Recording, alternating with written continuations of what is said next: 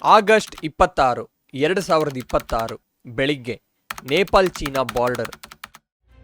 ಒಂದು powerful flash flood ನೇಪಾಳನ ರಸ್ವಾ ಡಿಸ್ಟಿಕ್ನೇ ನಡಗಿಸ್ಬಿಡುತ್ತೆ. ಕೆಲವೇ ನಿಮಿಷಗಳಲ್ಲಿ ರೋಡ್ಸು, ಬ್ರಿಡ್ಜಸ್ಸು, ಬಿಲ್ಡಿಂಗ್ಸು ಎಲ್ಲಾನು ನೀರಿನ ಜೊತೆ ಕೊಚ್ಕೊಂಡು ಹೋಗುತ್ತೆ. ಈ ಡಿಸಾಸ್ಟರಲ್ಲಿ ಕನಿಷ್ಠ 150ಕ್ಕೂ ಹೆಚ್ಚು ಜನ ಪ್ರಾಣ ಬಿಟ್ಟಿದ್ದಾರೆ. 750 ಜನ ಮಿಸ್ಸಿಂಗ್.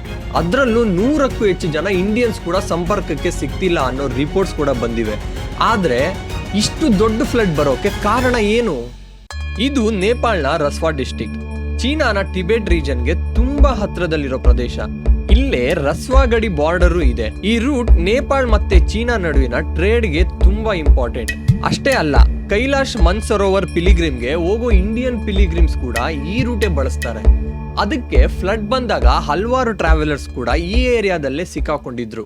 ಆದ್ರೆ ಈ ಫ್ಲಡ್ ಬರೀ ಹೆವಿ ರೈನ್ ಇಂದ ಬಂದಿರೋ ಫ್ಲಡ್ ಅಲ್ಲ ಅನ್ನೋದು ಈಗ ಬರ್ತಾ ಇರೋ ಒಂದು ಇನ್ಫಾರ್ಮೇಶನ್. ಪ್ರಿಲಿಮಿನರಿ ಸ್ಯಾಟಲೈಟ್ ಅನಾಲಿಸಿಸ್ ಪ್ರಕಾರ ರಸ್ವಾ ಗಡಿಯಿಂದ ಸುಮಾರು 20 ಕಿಲೋಮೀಟರ್ ನಾರ್ತ್ ಈಸ್ಟ್ ನಲ್ಲಿ ಹೈ ಹಿಮಾಲಯಸ್ ನ ಒಂದು ಭಾಗದಲ್ಲಿ ಐಸ್ ಮತ್ತೆ ರಾಕ್ಸ್ ನ ಮ್ಯಾಸಿವ್ ಅಲಾವೆನ್ಸ್ ಸಂಭವಿಸಿರಬಹುದು. ಅಂದ್ರೆ ಮೌಂಟೇನ್ಸ್ ನಲ್ಲಿ ದೊಡ್ಡ ಪ್ರಮಾಣದ ಐಸ್ ಮತ್ತೆ ರಾಕ್ಸ್ ಒಂದೇ ಸಲ ಬ್ರೇಕ್ ಆಗಿ ಕೆಳಗಡೆ ಬಿದ್ದಿದೆ. ಈ ಮ್ಯಾಸಿವ್ ಡೆಬ್ರಿಸ್ ಲೆಹೆಂದೆ ಕೋಲಾ ರಿವರ್ ಸಿಸ್ಟಮ್ಗೆ ಬಿದ್ದಾಗ ರಿವರ್ನ ಫ್ಲೋ ಕಂಪ್ಲೀಟ್ಲಿ ಡಿಸ್ಟರ್ಬ್ ಆಗೋಗಿದೆ.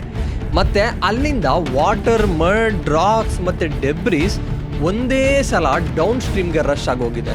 ಅದಾದ್ಮೇಲೆ ಇದು ಬೋಟೆಕೋಶಿ ರಿವರ್ ಸಿಸ್ಟಮ್ಗೆ ಸೇರಿ ಒಂದು ಮ್ಯಾಸಿವ್ ಫ್ಲಾಶ್ ಫ್ಲಡ್ ಆಗಿ ರಸ್ವಾ ಕಡೆಗೆ ಬಂದ್ಬಿಟ್ಟಿದೆ. ಇಲ್ಲಿ ಒಂದು ಇಂಟ್ರೆಸ್ಟಿಂಗ್ ಪಾಯಿಂಟ್ ಇದೆ. ಈ ಅಲಾವೆನ್ಸ್ಗೆ ಅರ್ಥಕ್ವೇಕ್ ಕಾರಣ ಆಗಿರ್ಬೋದಾ?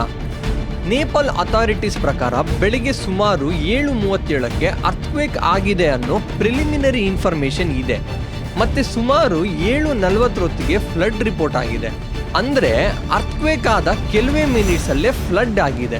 ಸೊ ಅರ್ಥಕ್ವೇಕ್ ಶೇಕಿಂಗ್ ನಿಂದ ಆಲ್ರೆಡಿ ಅನ್ಸ್ಟೇಬಲ್ ಆಗಿದ್ದ ಮೌಂಟೇನ್, ಐಸ್ ಮತ್ತೆ ರಾಕ್ಸ್ ಕೊಲ್ಯಾಪ್ಸ್ ಆಗಿರ್ಬೋದು ಅನ್ನೋ ಪಾಸಿಬಿಲಿಟಿ ಕೂಡ ಇದೆ. ಅಂದ್ರೆ ಅರ್ಥಕ್ವೇಕ್ ಈ ಫ್ಲಡ್ಗೆ ಡೈರೆಕ್ಟ್ ಕಾಸ್ ಅಂತ ಕನ್ಫರ್ಮ್ ಆಗಿಲ್ಲ.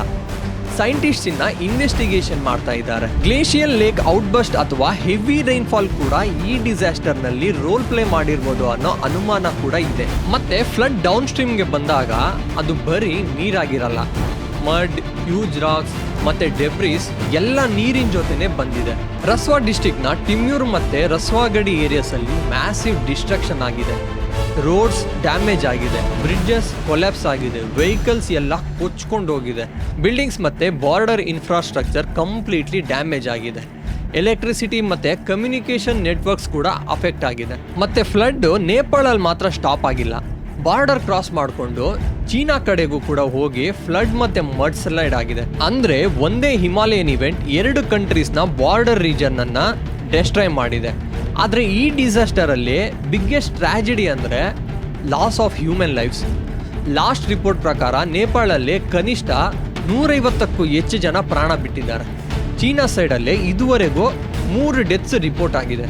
ಅಂದರೆ ಡೆತ್ ಟೋಲ್ಗಿಂತಲೂ ದೊಡ್ಡ ಕನ್ಸರ್ನ್ ಏನಂದರೆ 106 ಜನ ಮಿಸ್ಸಿಂಗ್. ಪ್ರಿಲಿಮಿನರಿ ಇನ್ಫಾರ್ಮೇಶನ್ ಪ್ರಕಾರ ಸುಮಾರು 384 ಟ್ರಾವೆಲರ್ಸ್ ಅನ್ಅಕೌಂಟೆಡ್ ಆಗಿದ್ದಾರೆ. ಅದರಲ್ಲೂ ಇಂಡಿಯನ್ಸ್ ಬಗ್ಗೆ ದೊಡ್ಡ ಕನ್ಸರ್ನ್ ಇದೆ. 100ಕ್ಕೂ ಹೆಚ್ಚು ಇಂಡಿಯನ್ಸ್ ಮಿಸ್ ಆಗಿದ್ದಾರೆ ಅಂತ ರಿಪೋರ್ಟ್ ಬರ್ತಿವೆ. ಮತ್ತೆ ರೀಸೆಂಟ್ ರಿಪೋರ್ಟ್ಸ್ ಪ್ರಕಾರ ಅಪ್ರಾಕ್ಸಿಮೇಟ್ಲಿ 133 ಇಂಡಿಯನ್ಸ್ ಮಿಸ್ ಆಗಿದ್ದಾರೆ ಅಂತ ಗೊತ್ತಾಗಿದೆ. ಆದರೆ ಇಲ್ಲಿ ಒಂದು ಥಿಂಗ್ ಕ್ಲಿಯರ್ ಆಗಿ ನೆನ್ಪಿಟ್ಕೊಳ್ಳಿ, ಮಿಸ್ ಆಗಿದ್ದಾರೆ ಅಂದರೆ ಡೆಡ್ ಅಂತ ಅಲ್ಲ. ಕಮ್ಯುನಿಕೇಶನ್ ಕಟ್ ಆಗಿರ್ಬೋದು, ಅವರು ಯಾವುದಾದ್ರೂ ಸೇಫ್ ಲೊಕೇಶನ್ನಲ್ಲಿ ಸೇಫ್ ಆಗಿರ್ಬೋದು, ಅಥವಾ ರೆಸ್ಕ್ಯೂ ಟೀಮ್ಸ್ ಅವರನ್ನು ಇನ್ನೂ ಲೊಕೇಟ್ ಮಾಡದೇನೂ ಇರ್ಬೋದು. ಅದರಲ್ಲೂ ಸಾಕಷ್ಟು ಜನ ಕೈಲಾಶ್ ಮನ್ಸರೋವರ್ ಪಿಲಿಗ್ರಿಮ್ಸ್ ಆಗಿರೋದ್ರಿಂದ ಈ ನಂಬರ್ಸ್ ಇಂಡಿಯಾಗೆ ತುಂಬಾನೇ ಕನ್ಸರ್ನಿಂಗ್ ಆಗಿದೆ. ಸೊ ಈಗ ನೇಪಾಳ್, ಇಂಡಿಯಾ ಮತ್ತೆ ಚೀನಾ 3 ದೇಶನೂ ಸಿಚುವೇಶನ್ನ ಕ್ಲೋಸ್ಲಿ ಮಾನಿಟರ್ ಮಾಡ್ತಿದ್ದಾರೆ. ಇಂಡಿಯಾ ಮತ್ತೆ ಚೀನಾ ಕೂಡ ನೇಪಾಳ್ಗೆ ಸಪೋರ್ಟ್ ಕೊಡ್ತಿದೆ. ಆದರೆ ಇಲ್ಲಿ ಇನ್ನೊಂದು ಡೇಂಜರ್ ಇದೆ. ಫ್ಲಡ್ ಜೊತೆ ಏನು ಬಂದಿದ್ವಲ್ಲ, ರಾಕ್ಸ್ ಮತ್ತೆ ಡೆಬ್ರಿಸ್, ಈ ರಾಕ್ಸ್ ಮತ್ತೆ ಡೆಬ್ರಿಸ್ ರಿವರ್ಸ್ನ ಹಲವಾರು ಲೊಕೇಶನ್ಸ್ನ ಬ್ಲಾಕ್ ಮಾಡಿರ್ಬೋದು ಅನ್ನೋ ಕನ್ಸರ್ನ್ ಕೂಡ ಇದೆ. ಅಂದರೆ ಆ ಬ್ಲಾಕೇಜಿಂದ ಏನು ವಾಟರ್ ನಿಂತ್ಕೊಂಡಿದೆಯಲ್ಲ, ಆ ಬ್ಲಾಕೇಜ್ ಸಡನ್ ಆಗಿ ಬ್ರೇಕ್ ಆದರೆ ಇನ್ನೂ ಒಂದು ಫ್ಲ್ಯಾಶ್ ಫ್ಲಡ್ ಕೂಡ ಬರಬಹುದು. ಅದಕ್ಕೆ ಅಥಾರಿಟೀಸ್ ರಿವರ್ ಬ್ಯಾಂಕ್ ಹತ್ರ ಇರೋ ಜನರಿಗೆ ಆಲ್ರೆಡಿ ಅಲರ್ಟ್ ಮಾಡಿದ್ದಾರೆ.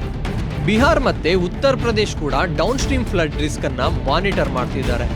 ಸೊ ಬರೀ ಒಂದು ಮೌಂಟೇನ್ ನಲ್ಲಿ ಐಸ್ ರಾಕ್ ಕೊಲ್ಯಾಪ್ಸ್ ಆಗಿದ್ದಕ್ಕೆ ಕೆಲವೇ ನಿಮಿಷಗಳಲ್ಲೇ complete border region disaster zone ಆಗಿ ಕನ್ವರ್ಟ್ ಆಗ್ಬಿಡುತ್ತೆ. 100ಕ್ಕೂ ಹೆಚ್ಚು ಜನ ಪ್ರಾಣ ಕಳ್ಕೊಂಡಿದ್ದಾರೆ, ಇನ್ನು 300ಕ್ಕೂ ಹೆಚ್ಚು ಜನ ಮಿಸ್ಸಿಂಗ್.